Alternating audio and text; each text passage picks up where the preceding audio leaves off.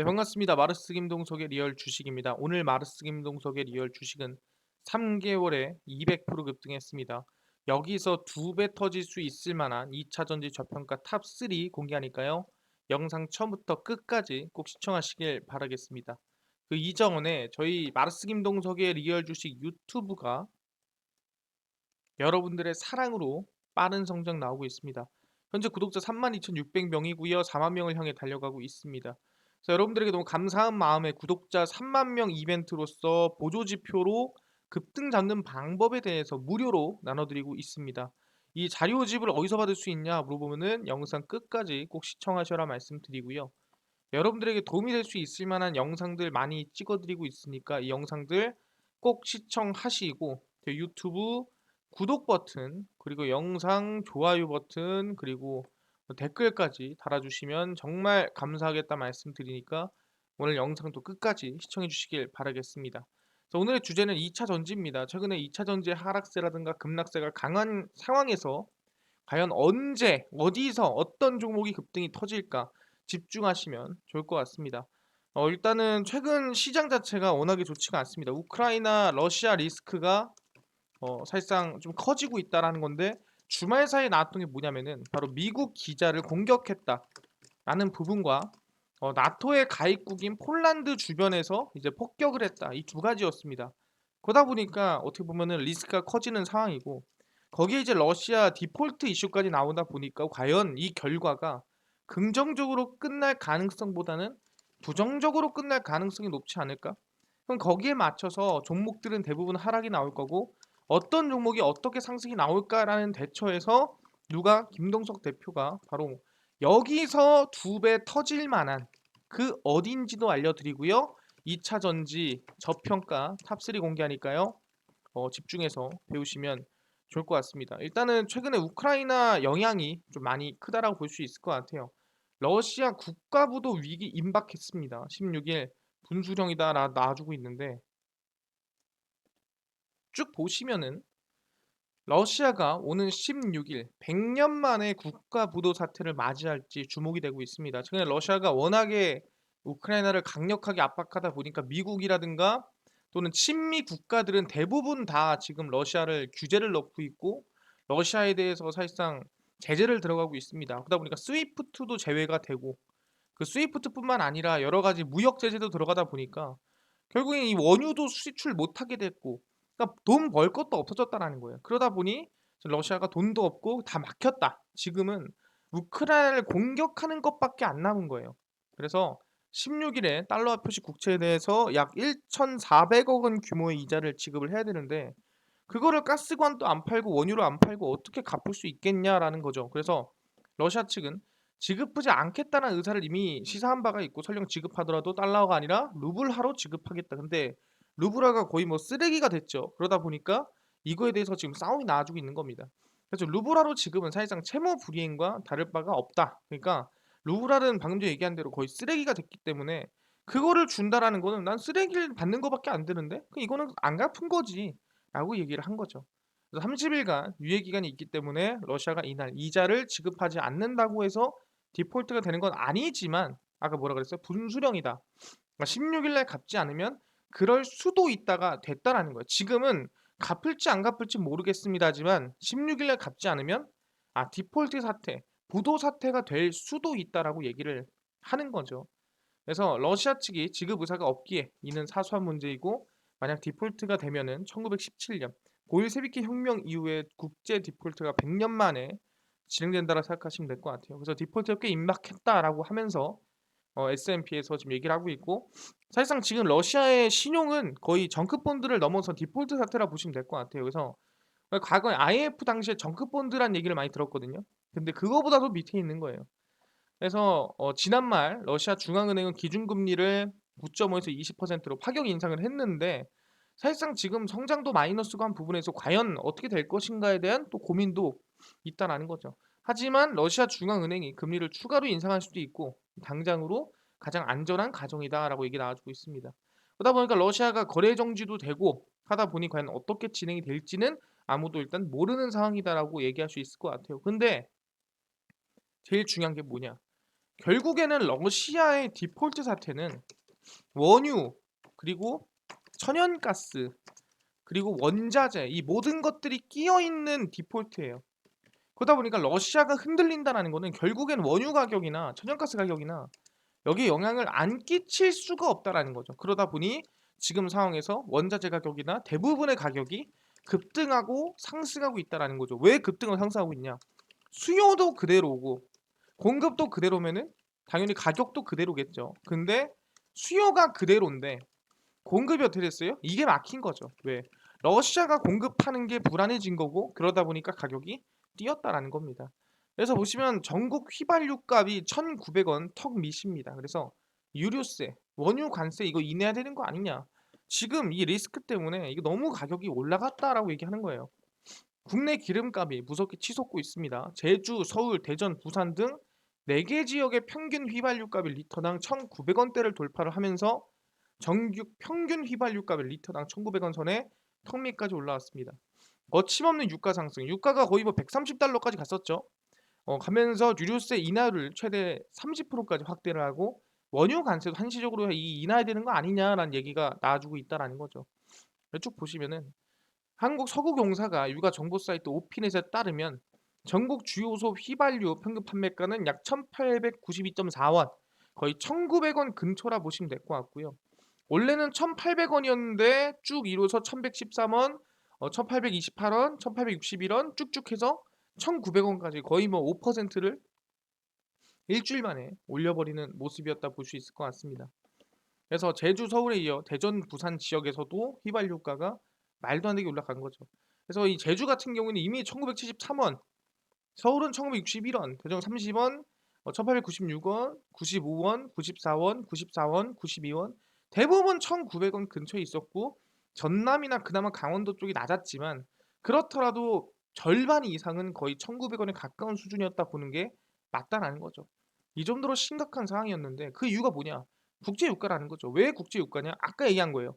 러시아의 우크라이나 침공과 거기에 따른 러시아산 원유 수입 금지 제재 조치에 따라서 당연히 뭐예요?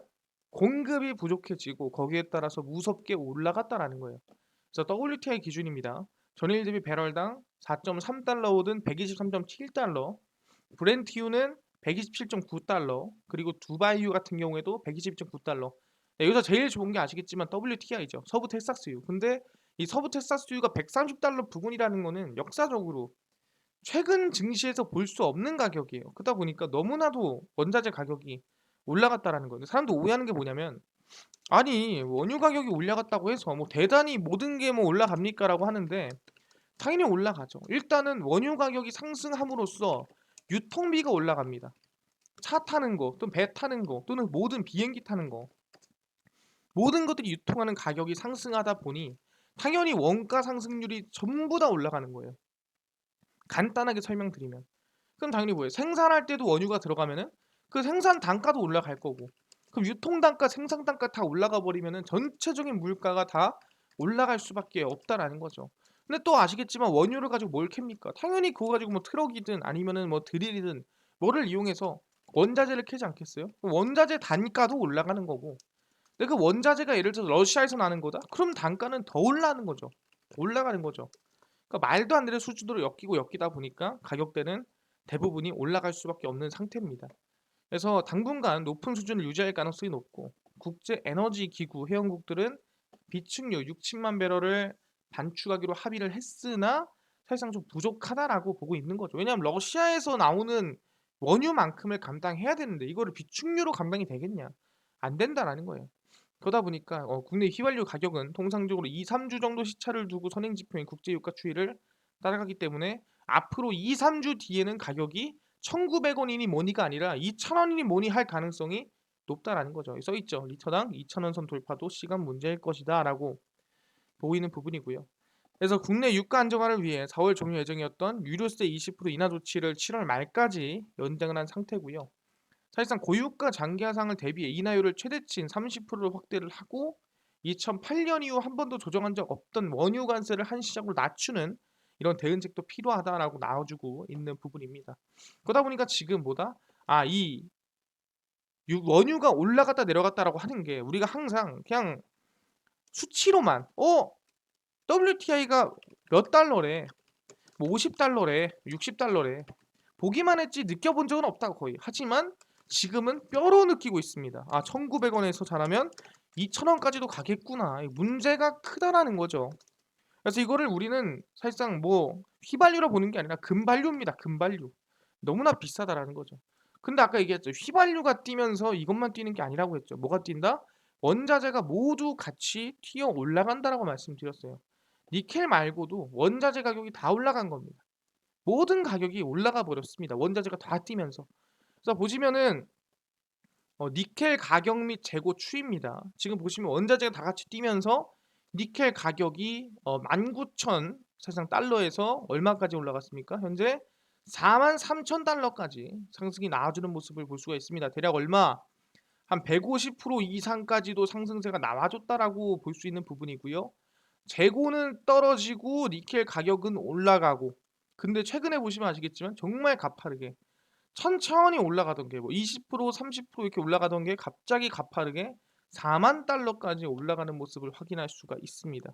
그래서 보시면은 니켈 가격이 이틀간 200% 가량 폭등한 가운데 전기차 배터리 핵심 원료로 사용되는 다른 광물들의 가격 상승세도 계속 이어지고 있습니다. 런던 금속 거래소에 따르면 니켈 가격은 톤당 28,700달러에서 약 42,200달러로 8일 만에 10만 달러 이상으로 급등해 거래가 중단이 됐습니다. 그래서 이틀 만에 200% 이상 급등을 했고요. 니켈 매매를 정지시키고 중단 조치를 이번 주말까지 연장한다고 했는데, 이게 왜 그러냐 한다면은 국제사회의 대러시아 경제 제재와 차익을 노린 중국의 거대 자본의 시장 교란으로 인한 것으로 전해지고 있습니다. 이게 전부 다 뭐다? 또 러시아 때문이다라는 거죠. 일단 러시아가 세계 니켈 공급의 10%를 차지하는 만큼 상당히 니켈의 공급을 많이 하는 국가입니다. 근데 러시아에서 난리를 피우고 있으니까 당연히 뭐예요? 부족한 거죠, 니켈이. 아까 얘기했잖아요. 수요는 그대로인데 만약에 공급이 뭐 그대로 있으면 되는데 공급이 줄었어. 그럼 당연히 가격은 뛰겠죠. 당연한 소리입니다. 근데 누가 10개 중에서 1개를 러시아가 만든대. 이거를 못 만들게 됐어. 그럼 당연히 가격은 10%만큼 강하게 뛸 수밖에 없는 건데, 여기서 중요한 건 뭐냐? 바로 유동성이에요. 그러니까 이 니켈이라는 게 아무 데서나 나. 여기서도 나오고 저기서도 나. 그래서 이 한 개를 얘가 생산을 하다가 뭐 안 되면 딴 데 생산하지 뭐. 가능하면 상관없는데 이 대체가 안 된다라는 거죠. 대체가 안 된다는 건 뭡니까? 희소성이 있는 거고, 희소성이 있는 거는 조금만 부족해도 가격이 미친 듯이 뛸 수밖에 없는 거예요. 그게 니켈이라는 거죠. 리튬과 알루미늄 가격도 좀 니켈에 따라서 말도 안 되는 상승세가 만들어지고 있고요. 일단은 뭐 한두 달 차이는 아닙니다. 하지만 지난해 대비해서는 600% 정도 올랐다. 아까 전에 리튬은 거의 10일 또는 한 달 만에 200%, 250% 올랐지만, 네, 다른 이제 리튬은 거의 1년 가까이 돼가지고 600%가 올랐다 볼 수 있을 것 같고요. 그래서 니켈 가격이 너무 올라가니까 우리가 일반적으로 배터리를 쓴다 그러면 뭘 씁니까? NCM 배터리를 씁니다. 니켈, 코발트, 망간, 아니면 NCA 배터리를 써요. 니켈, 코발트, 알루미늄 배터리 쓰는데, 이제 니켈이 비싸니까 그럼 니켈 말고 딴 거 쓰자. 바로 리튬 인산철 배터리를 쓰자라고 하는 거예요. 그게 LFP입니다. 그래서 보시면은 니켈 가격 급등으로 배터리 업계에서는 리튬 인산철 LFP 배터리를 대안으로 보고 있다라고 하고 있고요. 그래서 테슬라를 비롯해 폭스바겐, 포드, BMW 등 완전차 업체들이 LFP 좀 공급이나 아니면 생산을 늘리고 있다라고 생각하시면 될 것 같습니다. 그래서 아까 원유 가격을 시작으로 해서 대부분의 원자재 가격들이 상승하고 있다라는 거예요. 이쪽 보시면 국내 배터리 업계는 주요 원자재를 러시아가 아닌 중국, 호주, 남미 등에서 공급받고 있기 때문에 러시아, 우크라이나 직접적인 타격은 없다. 하지만 우크라이나 사태는 물론 인플레이션과 공급난 문제가 장기화될 경우 당연히 영향을 줄 수밖에 없다라는 거죠. 그래서 이 부분에서 본다고 했을 때는 지금 원유 가격이랑 뭐 아까 얘기했던 천연가스 가격이랑 전부 다 상승이 나와주면서 거기에 따라 원자재 가격이 상승을 했고, 원자재에 따라서 사실상 우리가 흔히 얘기하고 있는 2차 전지에 들어가는 NCM 중에서도 제일 중요한 니켈 가격이 일주일 만에 거의 200% 이상 급등을 해버렸구나. 그러다 보니까 사실상 이 대체 배터리가 필요한 거고, 대체 배터리뿐만 아니라 2차 전지에 대한 어느 정도 이 좀 둔화되는 모습을 보여줬다라는 거죠. 그러다 보니까 2차 전지 관련주들이 대부분 하락세가 나오고 대부분 급락세가 나온 거다라고 얘기를 해볼 수가 있다라는 거죠. 오케이, 알겠습니다. 2차 전지가 왜 하락이 나왔고 왜 밀렸고 왜 급락했는 대충 알겠어요. 근데요. 그래서 우리가 2차 전지를 어디에 사야 되고 또는 각인할까요? 또는 언제 사야 할까요? 또는 어떤 종목을 사야 할까요? 이 모든 것들을 제가 설명을 드리고 알려드릴 예정이니까 집중해서 시청하시면 좋을 것 같습니다. 오케이, 가격 올라간 거 알겠습니다. 근데 올라갈 이유를 알아야 될 거 아니에요. 왜 올라가냐? 한다고 한다면 제일 중요한 게 뭐냐? 원자재 가격이 상승을 하면서 이 사실상 공급량이 둔화될 가능성이 높다. 공급량이 뭐 1년에 예를 들어서 50만 대였으면은 30만 대밖에 못 만든다. 이게 제일 문제 아니겠어요? 왜냐면 그만큼 생산량이 떨어지니까. 그렇다고 한다면은 뭐가 되겠습니까? 당연히 공장을 더 지으면 사실상 더 만들 수 있다라는 거죠.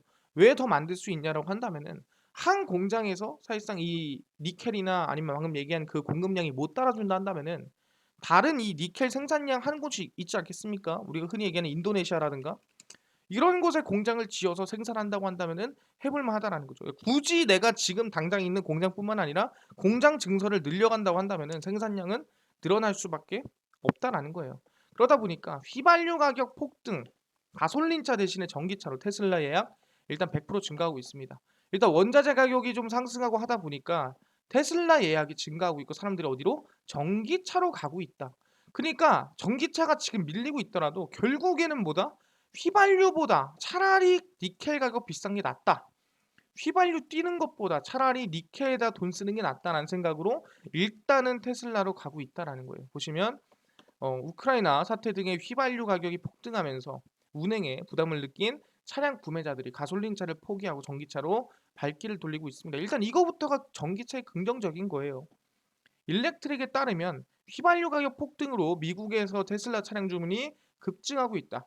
매체는 소식통의 말을 인용해서 기록적인 휘발유 가격 차량으로 구매자들이 전기차로 돌아서면서 전기차 시장의 80%를 장악하고 있는 테슬라로 주문이 몰리고 있지만 반도체 부족으로 생산이 조금 부족하기 때문에 일단 열심히 만들어내고 있다라고 얘기하는 거죠. 근데 뭐랬어요?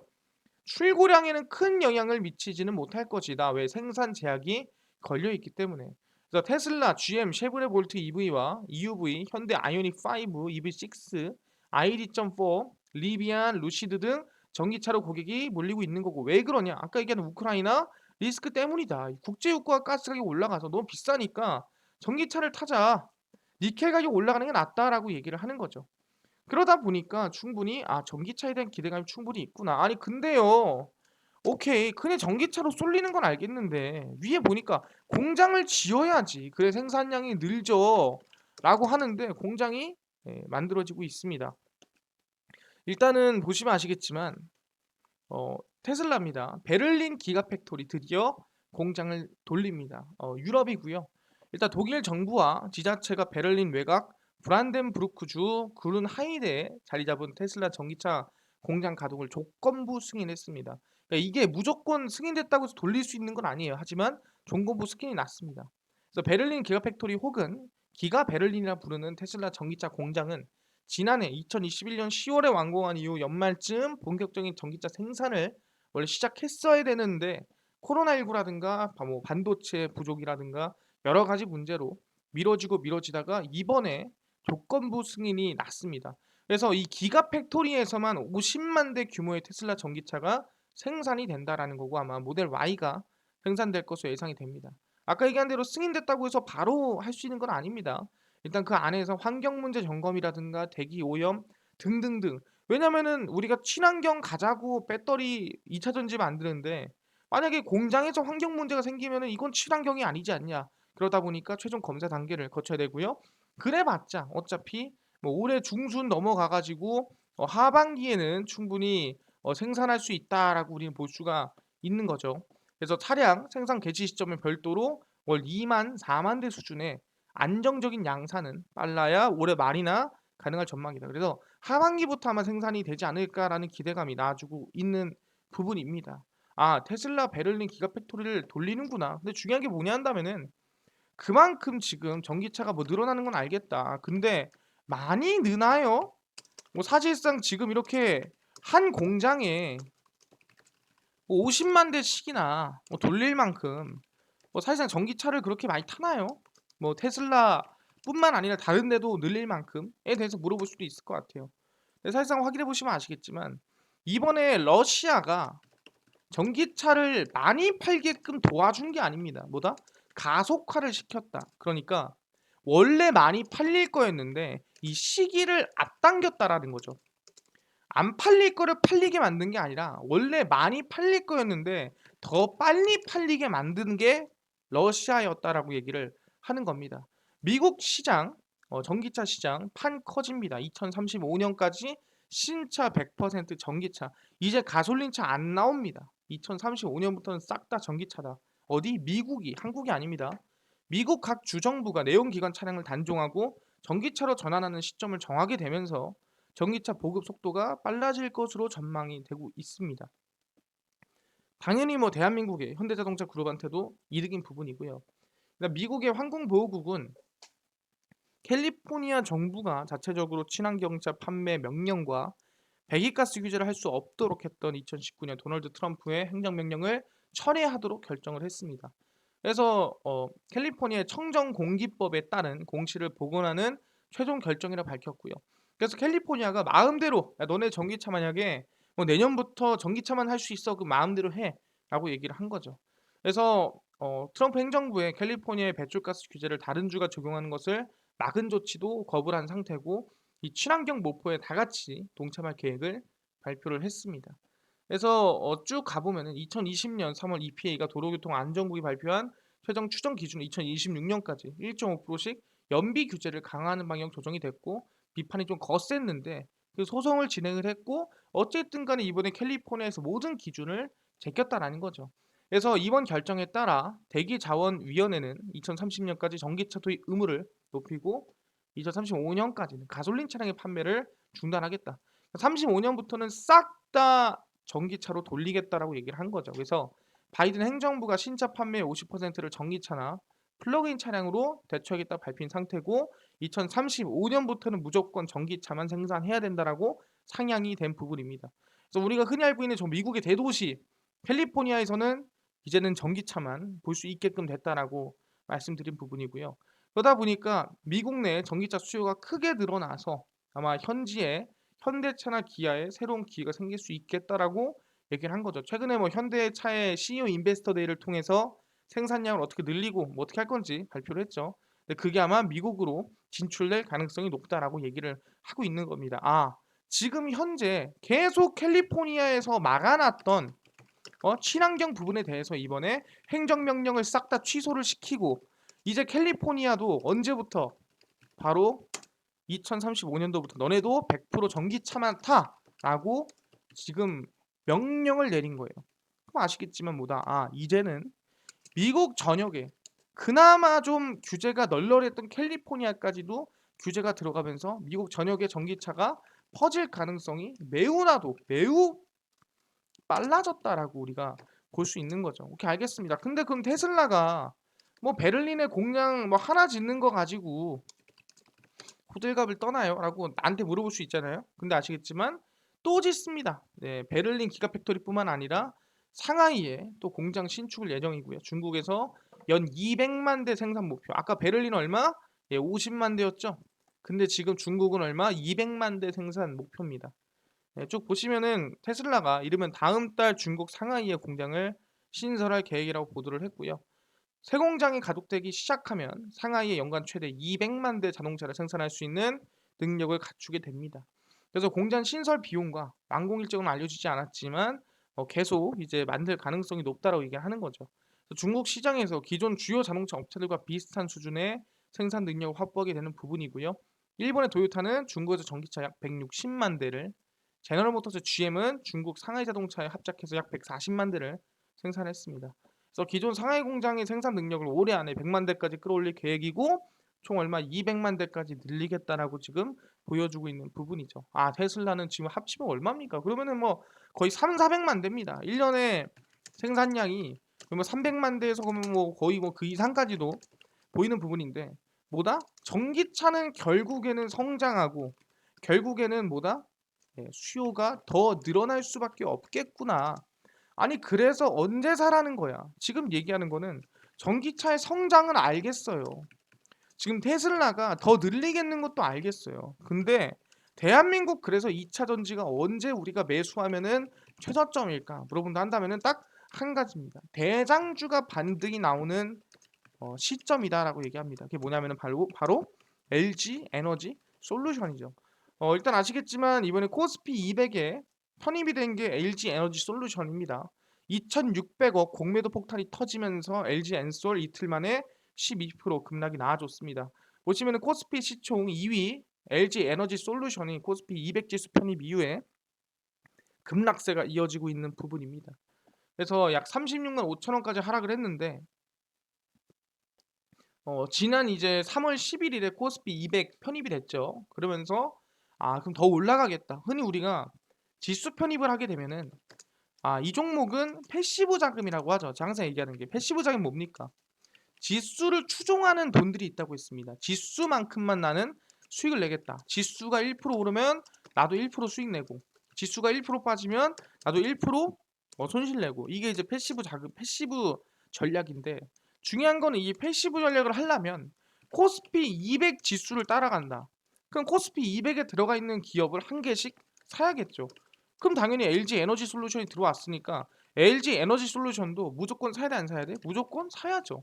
이게 바로 패시브 자금이에요. 어쩔 수 없이 들어오는 돈들, 외국인 기관들이 어쩔 수 없이 사야 되는 돈들, 이게 패시브 자금입니다. 그럼 사람들이 얘 돈 들어오겠다라는 기대감에 주가가 보통 이런 지수 편입 이전에 상승을 합니다. 근데 중요한 게 뭐냐면은 사람들이 한 8천억 들어올 것 같아요. 또는 뭐 6천억 들어올 것 같아요라고 하면은 이게 한 방에 들어오는 줄 알아요. 한 방에 들어오는 게 아니죠. 천천히 들어옵니다. 뭐 몇십억씩 몇 억씩 천천히 들어오지. 사람들이 8천억, 6천억 한 방에 들어올 거라 생각하니까 이게 이제 지수 편입 이전까지 상승이 나오다가 편입하고 기대치만큼 돈이 안 들어오니까 하락하고 급락하는 거예요. 그게 지금 LG 에너지 솔루션이죠. 보시면 아시겠지만 지금 LG 에너지 솔루션이 주가가 고점 대비해 가지고 대략 뭐 마이너스로 본다고 한다면 지금 한 39%가량 하락이 나왔습니다. 그럼 얘기하는 게 여기서 얼마나 더 빠질까? 저는 항상 얘기합니다. LG 에너지 솔루션의 반등 시점은 언제냐? 첫 번째, 마이너스 45% 이상 급락이 나온 상태다. 왜 그렇게 얘기했냐? 일단 첫 번째, MSCI 지수 편입을 한 지 얼마 안 됐습니다. 그래서 편입이 되고 나서 반등이 나왔다가 하락세가 이어졌고요. 가장 최근에 코스피 200 지수 편입을 했습니다. 그럼 당연히 뭐예요? 이 코스피 200 지수 편입 때문에 기대감을 가지고 들어왔던 개미들이 털려야겠죠.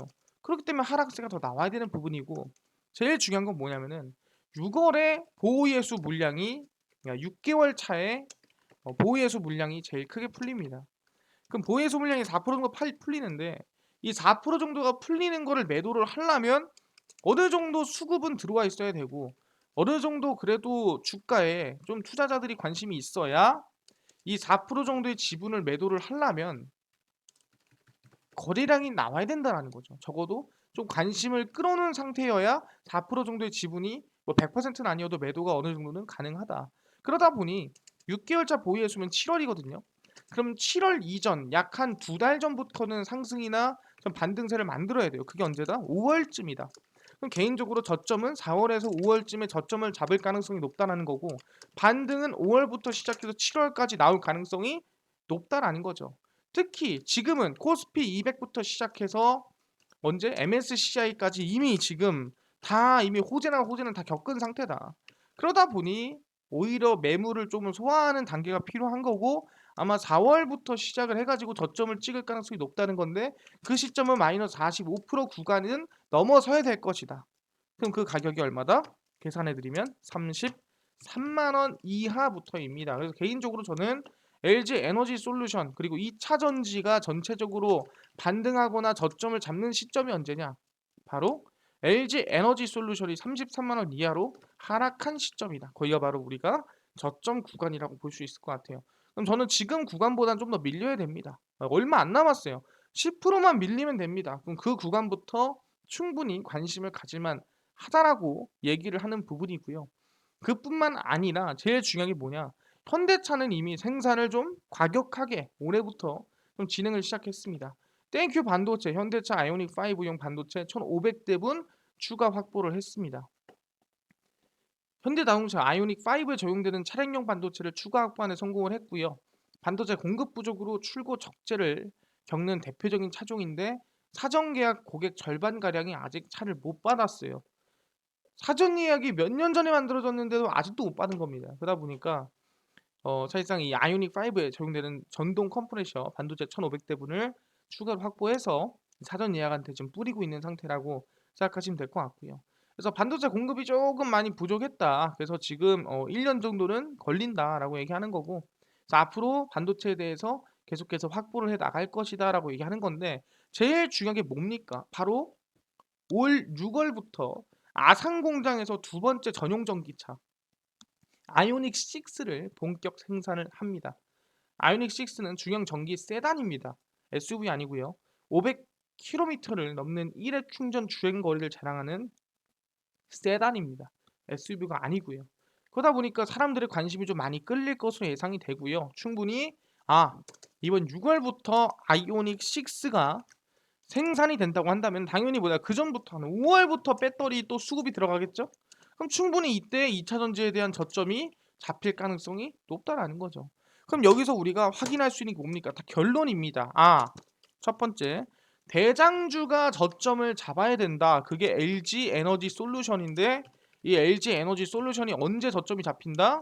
아까 얘기했지만 4월에서 5월 사이에 마이너스 45% 하락한 시점이다라고 말씀을 드렸습니다. 그럼 그 시점 바로 33만 원 이하 구간이라 얘기를 했고요. 두 번째입니다. 아이오닉 6가 6월부터 생산이 시작되는 부분에서 당연히 그 이전부터 전기차 2차 전지에 대한 수급이 살아날 것이다. 살아난다고 한다면 당연히 거기에 따라 2차 전지 관련주 저점 찍을 가능성 높다라는 거예요. 그래서 우리는 바로 이 두 가지 염두에 두면서 언제 4월에서 5월 사이에 우리는 2차 전지 저점을 봅니다. 그 대신에 기준은 뭐다? LG 에너지 솔루션이 33만 원 이하로 내려온 구간이 저점 부근이라고 보는 게 맞다라고 말씀을 드리겠습니다. 그렇기 때문에 그 구간 보면서 같이 대응하면 좋겠다라는 거고, 그럼 대장주는 뭐가 있냐? 대장주를 좀 정리를 해드리겠습니다. 우리가 대표적으로 이 2차 전지 관련 종목들이 이제 올라가기 시작한다라고 하면은 대장주는 당연히 첫 번째는 LG 에너지 솔루션이겠죠. 아까 한 번 더 강조드립니다. 33만 원 이하로 내려오면 관심 구간입니다. 그리고 파워넷 그리고 코인테크입니다. 얘네들은 뭐냐면은 LFP예요. 아까 얘기했죠. 니켈 가격이 너무 비싸니까 좀 관심을 가져봐야 된다라고 하는 게 리튬 인산천 배터리입니다. 바로 LFP고요. 그 다음이 이제 LNF 그리고 에코프로 BM입니다. 그러니까 에코프로 BM 같은 경우에는 매출액을 약 몇 배, 10배까지 키우겠다라고 포부를 밝힌 상태이기 때문에 기대해 볼만 하고요. LNF 같은 경우는 대표적인 대장주기 때문에 관심을 가질만 합니다. 그래서 이 종목들 기준으로 해서 여러분들이 관심을 좀 가지면 좋겠다라고 말씀을 드리겠고요. 오케이, 이 차전지를 어디서 사는지 또는 어떤 걸 사는지 왜 올라가는지 확인을 했습니다. 그럼 중요한 게 뭐냐 한다면은 오케이 이것도 중요하죠. 근데 나는요 아까 구독자 3만 명 예, 이벤트로 보조지표로 급등 잡는 법 무료 강의 좀 나눠주신다고 하셨는데 어디서 받을 수 있나요? 하신 분도 있고요. 그뿐만 아니라 좀 매일 급등이 예상되는 단타 종목을 무료로 좀 나눠주세요 하신 분들이 있고요.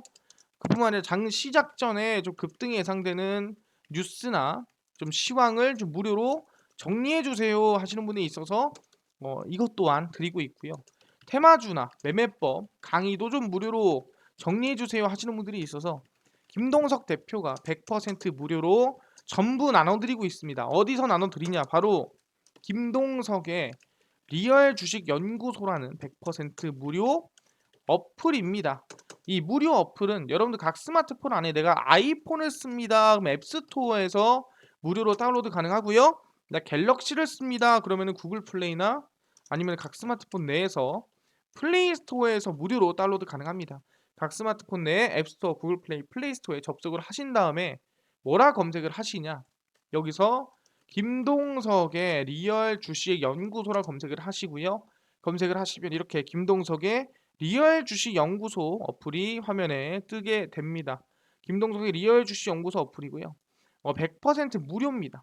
무료로 설치 가능하니까요. 꼭꼭꼭 설치하셔라 말씀을 드립니다. 그래서 김동석의 리얼 주식 연구소 어플 여러분들이 설치를 하시게 되면은 이렇게 화면에 어플이 뜨게 됩니다. 스마트폰 내에서 당일 리얼 추천주가 당일 급등 예상 종목이고요.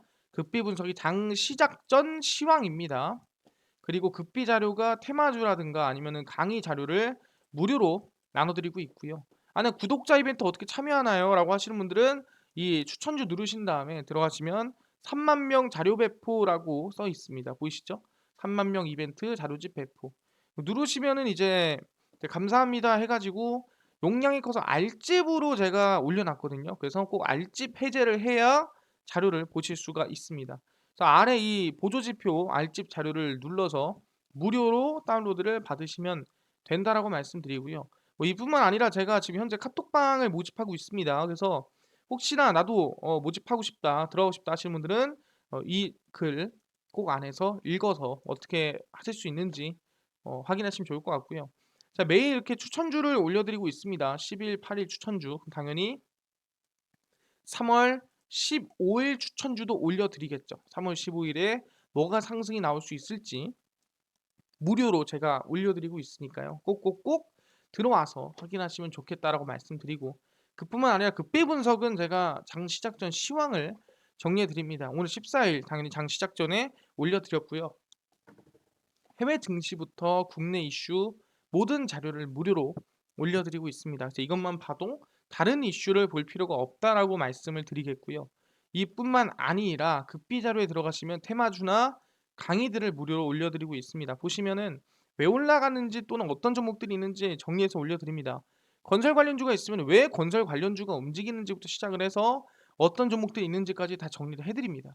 그래서 이것만 봐도 여러분들이 그날 뭐가 올라간지 알 수 있으니까 매일매일 자료 올려드립니다. 무료로 보시면 좋을 것 같아요. 그래서 종목 시황 테마주 강의입니다. 100% 무료로 모두 나눠드리니까 꼭꼭꼭 시청하시고 확인하셔라 말씀드리고요. 무료 어플입니다.